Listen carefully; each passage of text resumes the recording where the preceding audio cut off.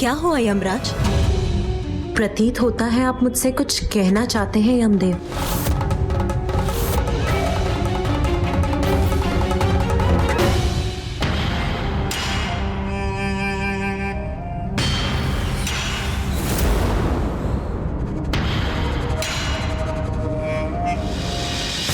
हाँ माता,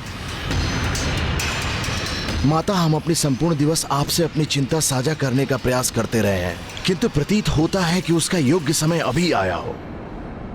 माता, मुझे यहाँ आने से पहले चित्रगुप्त ने मेरा ध्यान एक और एकत्रित किया। उन्हें ज्ञात हुआ कि आज भी पुनः वही योग प्रकट होने वाला है जो 1 वर्ष पहले हुआ था गणेश जी के साथ, जिससे दुर्भाग्यवश गणेश जी का शिष्य उनके धड़ से अलग हो गया था।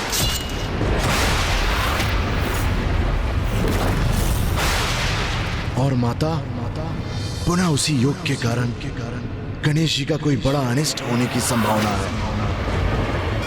माता, आज संपूर्ण दिन मैं आपको यही दुखद सूचना देने का प्रयास कर रहा था।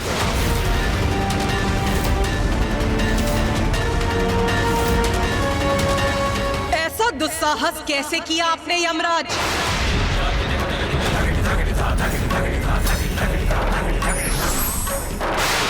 कौन है आप और कौन है चित्रगुप्त?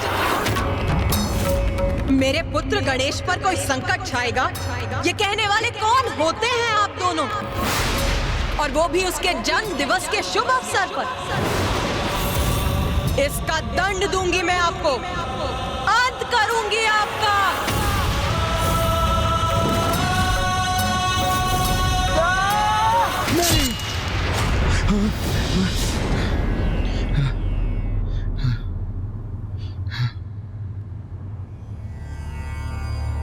यमराज, पुत्र गणेश के जन्म दिवस पर आपका और देवी प्रिया का कैलाश पर आगमन हुआ, उससे मैं अत्यंत प्रसन्न हूँ।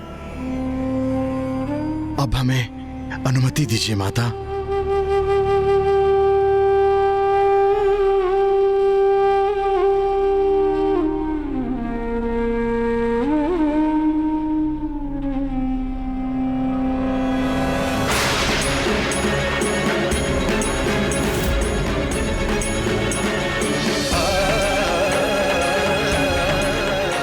जो मैंने अपनी कल्पना की शक्ति से देखा, वो दृश्य मेरी आशंका का ही प्रत्यक्ष रूप था। यदि मैंने माता से सत्य कहा होता तो उसके परिणाम स्वरूप जो सत्य प्रकट होता वो बहुत भयंकर होता। माता के उग्र रूप से मात्र मेरा ही नहीं, संपूर्ण सृष्टि का अंत होता।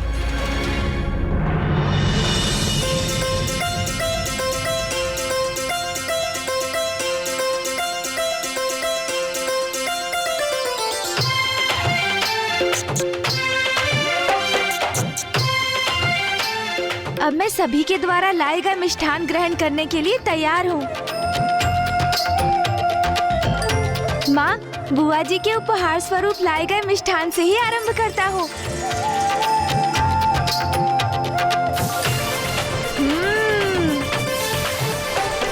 आनंद, अति आनंद।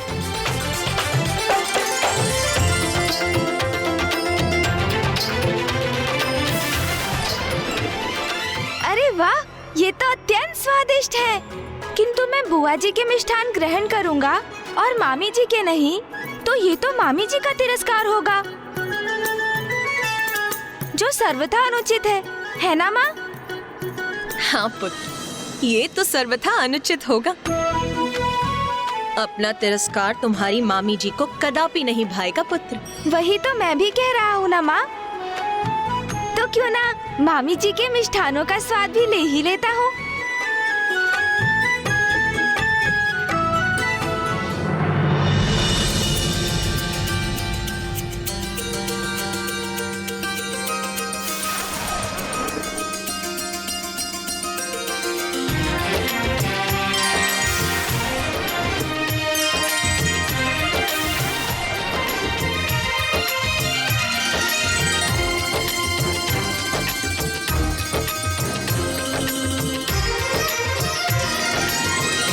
बुआ जी और मामी जी के मिष्ठान तो तुम ग्रहण कर चुके गणेश, किंतु यदि देवी शची, देवी संज्ञा एवं अन्य देवियों के मिष्ठान ग्रहण नहीं करोगे तो वो तो बहुत दुखी होंगी। है ना माँ? हाँ पुत्र, तुम तो सर्वथा उचित कह रहे हो। ना ना ना, मैं माताओं के दुख का कारण बनूं, ये मुझे स्वीकार नहीं। अब तो मुझे ये सभी मिष्ठान ग्रहण करने ही होंगे।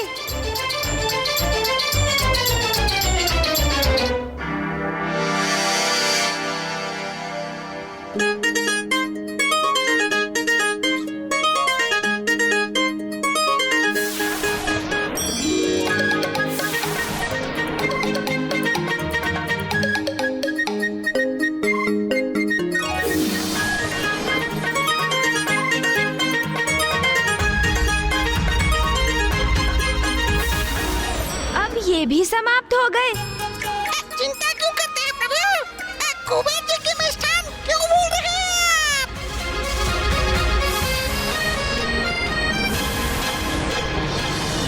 माँ, पुत्र, इंद्रदेव को अपना तिरस्कार अपने अपमान के समान नहीं प्रतीत होगा क्या? हाँ हाँ माँ, मैं उनका हृदय कैसे दुखा सकता हूँ भला? नंदी जी। समझ गया प्रभु।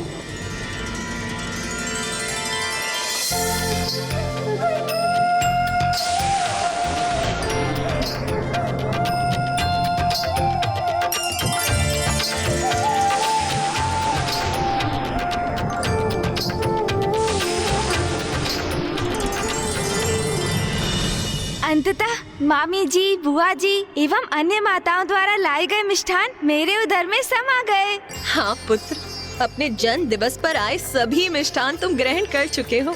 अच्छा माँ, मुझे तो लगा था बहुत सारे मिष्ठान होंगे। गणेश, प्रतीत होता है तुम्हें मेरे अतिरिक्त अन्य सभी की चिंता है। ये आप क्या कह रहे हैं भैया? हाँ, मामी जी, बुआ जी, माँ एवं समस्त देवियों के हृदय की चिंता है तुम्हें। अपने उदर को इतने कष्ट में डालकर उनके मिष्ठान तो ग्रहण कर चुके तुम, किंतु जो मैंने नंदी जी और तोतला जी ने किया है,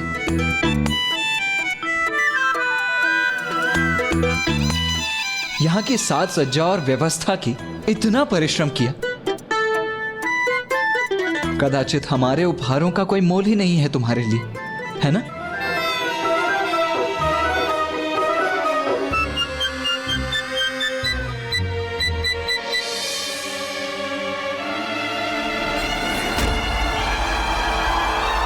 नहीं भैया, अपनों का स्नेह तो सबसे मूल्यवान होता है और मैंने सबसे उत्तम उपहारों को तो अंत के लिए बचा के रखा था।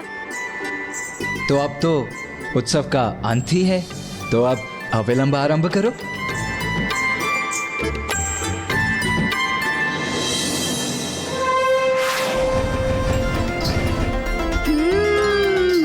आपका स्नेह रूपी मोदक तो सर्वाधिक मधुर है भैया।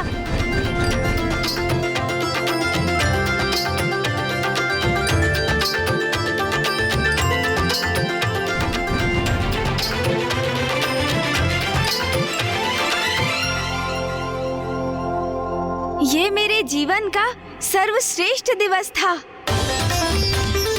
सभी से अगाध प्रेम और स्नेह पाकर मेरा हृदय तृप्त हो गया। तो मैं भी संकल्प लेता हूँ कि आज के बाद मेरे जन्म दिवस गणेश चतुर्थी पर जो भी भक्त मेरा स्मरण करेगा, मैं उसकी मनोकामना अवश्य पूरी करूँगा, उसे मनोवांछित वरदान दूंगा।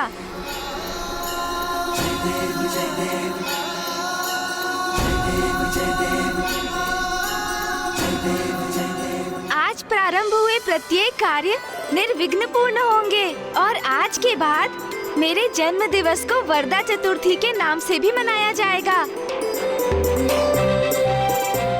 मन तो कर रहा है इस दिवस का कभी अंत ही ना हो।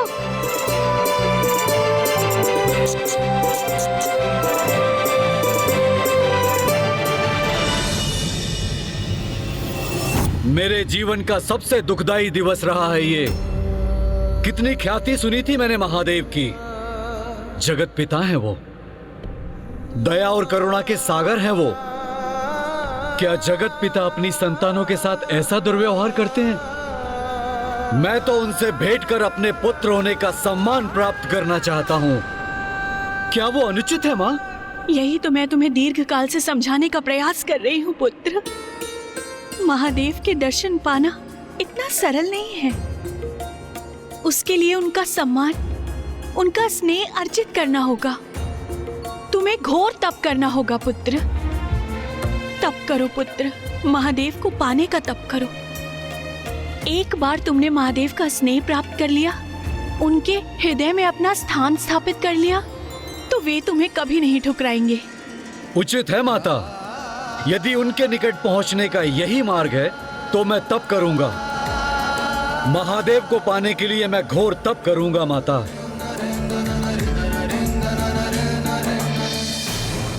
यमराज, आपको ज्ञात है कि मुझे सर्वाधिक प्रिय कौन है? जो सर्वाधिक प्रिय देवता हैं और जो मेरे हृदय के सबसे निकट है, वो हैं आप।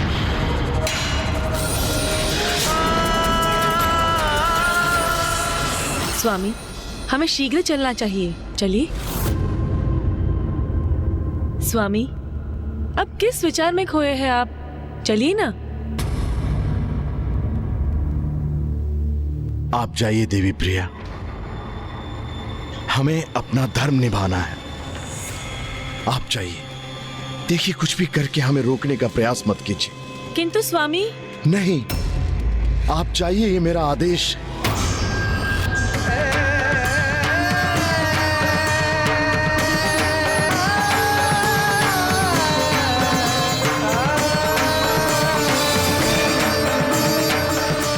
वाह, आनंद आ गया। इसे कहते हैं जन्म दिवस का भोज। अच्छा माँ, अब मैं विश्राम करने चला।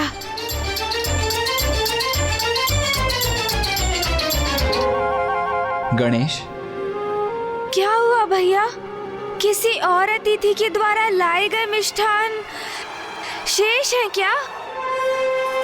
नहीं गणेश, अब कोई मिष्ठान शेष नहीं। किंतु भोजन के पश्चात निद्रा मग्न होना उचित नहीं। अभी तो टहलना चाहिए।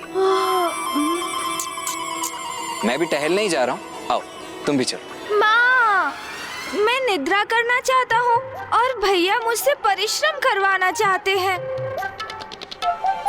वो भी मेरे जन्म दिवस पर। पुत्र गणेश, तुम्हारे भ्राता सर्वथा उचित कह रहे। तुम जाओ और जाकर टहलकर कैलाश की एक परिक्रमा पूर्ण करो।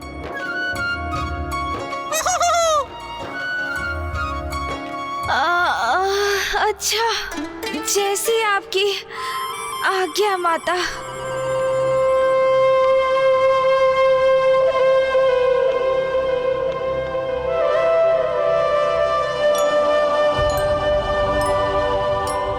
क्या हुआ माँ?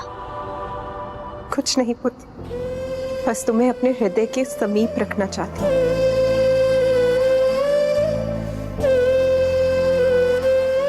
क्या हुआ माँ? गणेश कहीं दूर थोड़े ही जा रहा है। मैं तो मात्र उसे कैलाश में ही टहलने ले जा रहा हूँ और फिर हम दोनों लौट आएंगे। किंतु माँ, यदि आप नहीं चाहती हैं तो मैं नहीं जाऊंगा। देखा माँ, आपके दुलार को कारण बनाकर ये टहलने से बचना चाहता है। नहीं पुत्र, अब और नहीं रोकूंगी। तुम जाओ और जाकर अपने भ्राता के साथ परिक्रमा कर।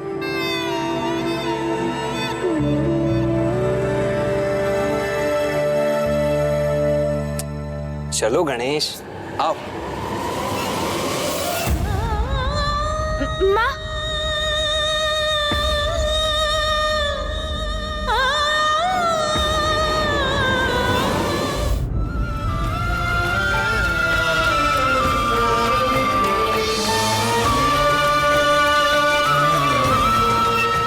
चलो भी गणेश, आओ।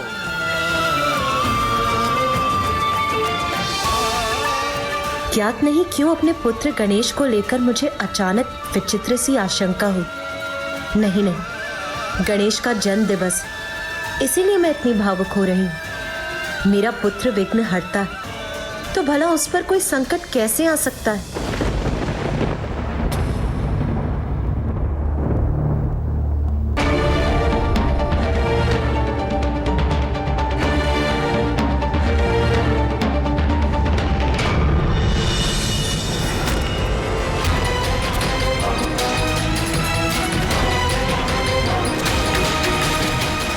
पूर्व में ही बहुत विलंब किया मैंने। अब शीघ्र मुझे माता पार्वती तक पहुंचना होगा।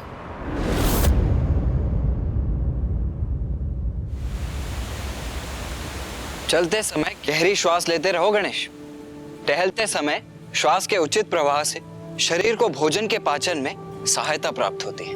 तो तुम श्वास ले रहे हो ना गणेश?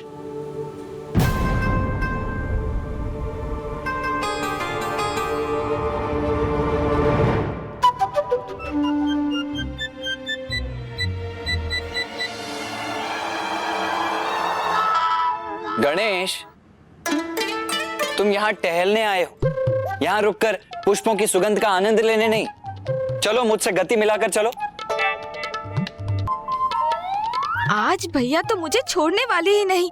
उनका कहा तो मानना ही होगा मुझे। गणेश, टहलने का लाभ तो तभी होगा जब तुम तीव्र गति से चलोगे। तीव्र गति? हाँ हाँ चलता हूँ भैया, चलता हूँ। अरे ये क्या? गणेश जी का उदर इतना विशालकाय हो गया है कि जिस कारण से वे उचित प्रकार से चल तक नहीं पा रहे हैं। मिष्ठान का आनंद ऐसा होगा। उचित है भैया, मैं तीव्र गति से ही चलता हूँ फिर। चलो।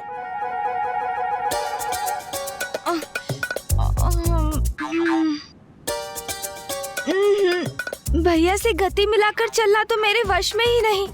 कदाचित भैया को ही अकेले आगे जाने देने का उपाय सोचना होगा मुझे।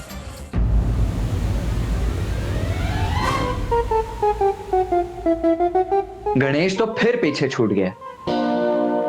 गणेश, आओ। आ रहा हूँ भैया, आ रहा हूँ।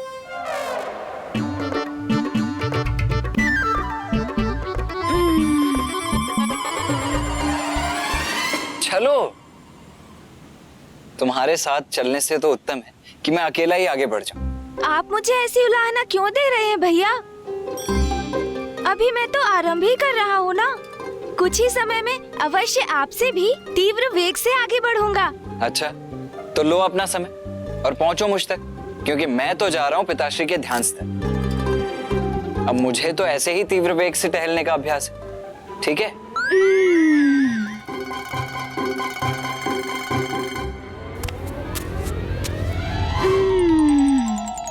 गणेश जी, इतने विशालकाय उदर के साथ आप कितना भी प्रयास करें, किंतु कुमार कार्तिकेय के साथ नहीं चल सकेंगे और ना ही उन तक पहुंच पाएंगे। अब मैं अपने अनुसार इस कैलाश की परिक्रमा करूंगा। माता का आदेश है तो इतना तो करना ही होगा ना मुझे। मूषक जी, मूषक जी। प्रभु, वो बुला रहे हैं मुझे। मुझे तो प्रतीत हुआ वो विश्राम कर रहे होंगे। अच्छा, देखता हूँ क्या बात है। मूषक जी। प्रभु, क्या हुआ प्रभु? आप निद्रा मग्न होकर विश्राम क्यों नहीं कर रहे हैं? कहाँ मूषक जी? माँ और भैया ने मुझे टहलने भेज दिया। उन्होंने कहा भोजन के तत्काल बाद निद्रा में लीन नहीं होना चाहिए। देखिए, भैया तो आगे भी बढ़ गए। अच्छा, तो आपने मुझे अपना साथ देने के लिए बुलाया है ना? ये तो मेरे लिए सम्मान की बात है प्रभु। चलिए प्रभु। हाँ मूषक जी, चलिए। अरे मूषक जी, आगे कहाँ चल दिए आप? इधर आइए, इधर। अरे क्या हुआ प्रभु? आप चल क्यों नहीं रहे हैं?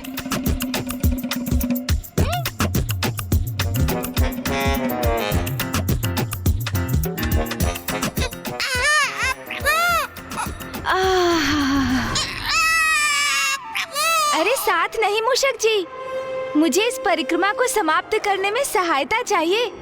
मेरे प्रिय वाहन, अब कैलाश की परिक्रमा आप पर आरूढ़ होकर करूंगा मैं। अवश्य प्रभु, अवश्य। बेचारे मूषक जी, वो कुछ कहने में तो असमर्थ हैं, किंतु गणेश जी के उदर के बोझ के नीचे दबे जा रहे हैं। आगे बढ़िए मूषक जी, आगे बढ़िए। जितनी शीघ्रता से हम ये परिक्रमा संपन्न करेंगे, उतनी ही शीघ्र हम लौटकर विश्राम करने के लिए मुक्त होंगे। इसलिए अब ये सब आपके ऊपर है मूषक जी। चलिए चलिए। मेरे ऊपर तो आप है प्रभु।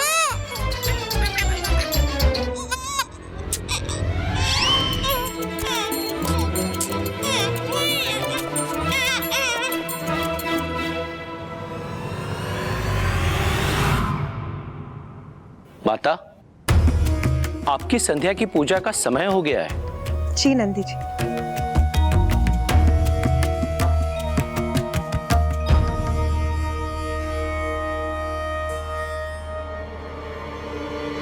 माता,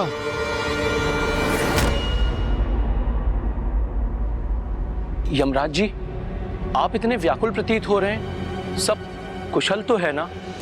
मुझे माता से शीघ्र अतिशीघ्र मिलना है, कुछ बताना है उन्हें। किंतु माता तो संध्या की पूजा के लिए भीतर चली गईं और उनकी पूजा में व्यवधान डालना तो उचित नहीं। आप थोड़ी प्रतीक्षा कर लीजिए। वैसे भी आज की पूजा अति विशेष है।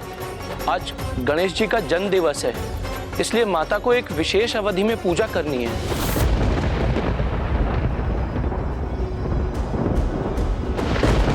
समय व्यतीत होता जा रहा है, कहीं इसी ऊहापोह में वो अमंगल क्षण ना आ जाए और मैं माता को कुछ बता ना सकूं।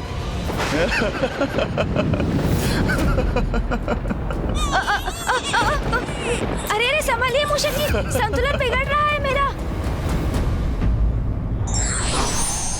किसी भी प्रकार की अति उचित नहीं, वो हमें दुख पहुंचा सकते हैं।